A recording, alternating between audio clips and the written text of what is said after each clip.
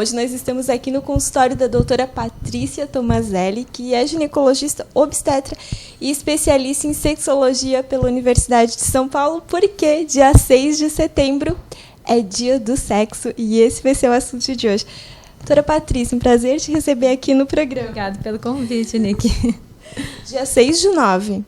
Né? Sugestivo, né? Sugestivo, né? 69, né? Então, não tem como esquecer, pelo menos, né? O dia do sexo, 69, não tem como esquecer. Doutora Patrícia, como é que as pessoas falam sobre sexo? Como é que é um tabu esse assunto ainda?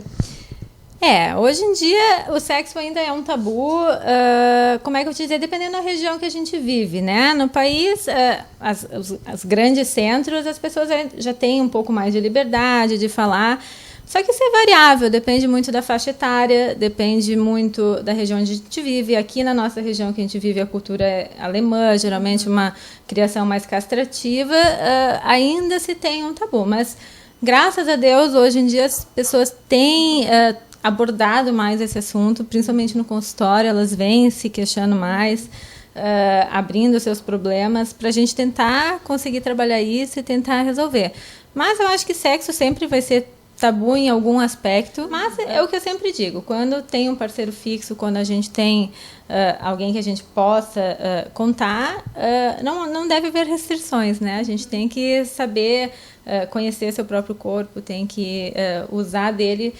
Isso é que nem você ter um celular que você não sabe usar as funções, né? Então, assim, sexo, as pessoas acham que a gente tem que nascer sabendo. Tem que aprender, né? Mas sexo tem que ser aprendido como qualquer ciência.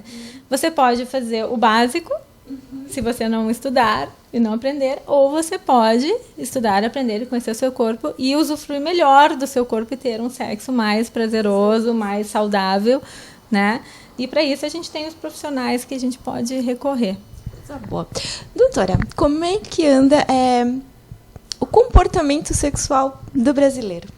Especialmente da mulher, né? Da mulher, agora a doutora Carmita Abdo, que é uma das a maior sexóloga do país, que faz as pesquisas do Prosex, graças a Deus a minha mestre, né, minha professora, pelo qual fez a minha formação em São Paulo.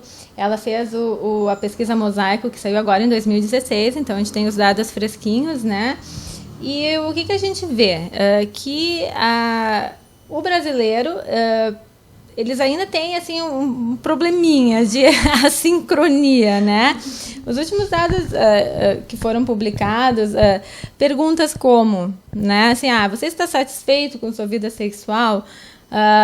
Os homens sempre parecem estar um pouco mais satisfeitos que as mulheres e enfim, o porquê, né? Daí, assim, é uma pergunta que é sempre feita, né? Quantas relações sexuais você gostaria de ter por semana? Resposta dos homens, 8. Resposta das mulheres, 3. Ou seja, isso é o que a gente chama na sexologia de assincronia entre os sexos. A sincronia é essa diferença de desejo entre o homem e a mulher. O que acontece? A gente fala da libido, né? Da libido, libido feminino.